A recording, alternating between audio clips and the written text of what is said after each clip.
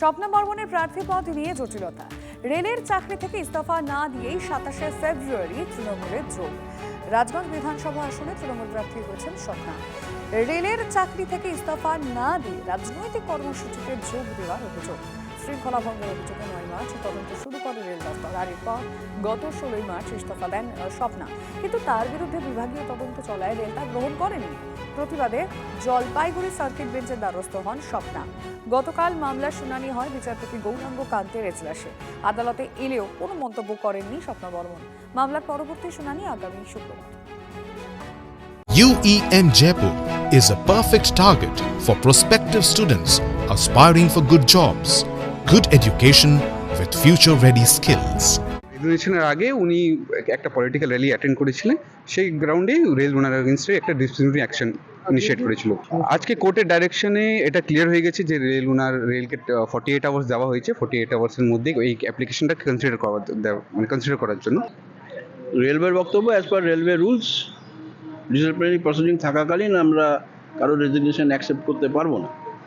তো আজকে স্বপ্না বর্মনের আইনজীবী কোর্টে বলেছেন যে আমরা সব কথাতে রাজি, আমরা দোষ স্বীকার করে নেবো, মাইনে ফেরত দিয়ে দেবো, ভবিষ্যতে কোনো আমরা চাকরি চাইবো না। চাকরি থেকে ডিসমিস করে দিলে তো ভবিষ্যতে চাকরি চাওয়ার কোনো প্রশ্ন ওঠে না। আর যদি আলটিমেটলি উনি ডিসমিসাল ফ্রম সার্ভিস হন তাহলে এনওসিরও কোনো প্রয়োজন না।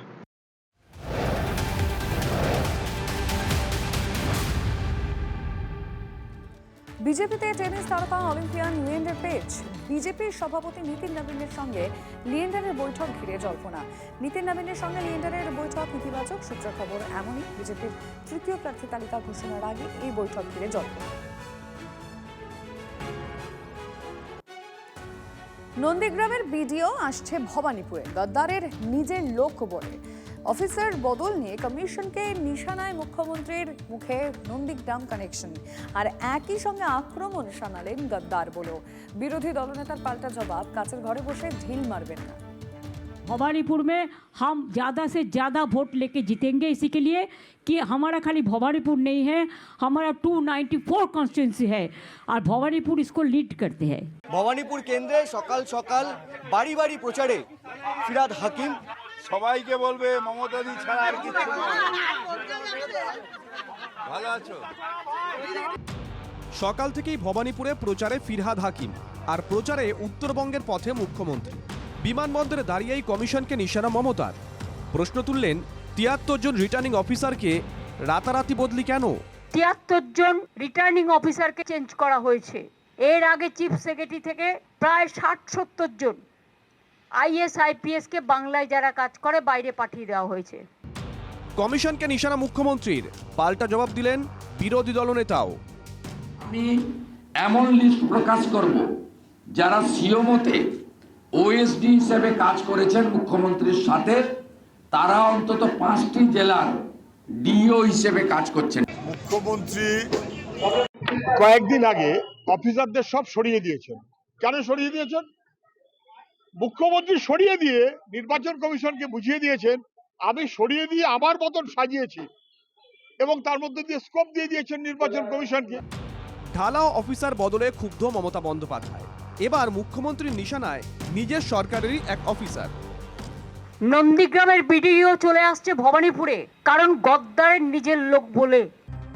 ভবানীপুরে নতুন রিটার্নিং অফিসার করা হয়েছে সুরজিৎ রায়কে।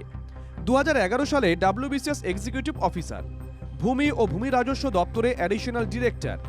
2018 থেকে 2021 পর্যন্ত নন্দীগ্রাম 2 নম্বর ব্লকের বিডিও ছিলেন সুরজিৎ রায়। মমতা ব্যানার্জির এত ভয় কেন?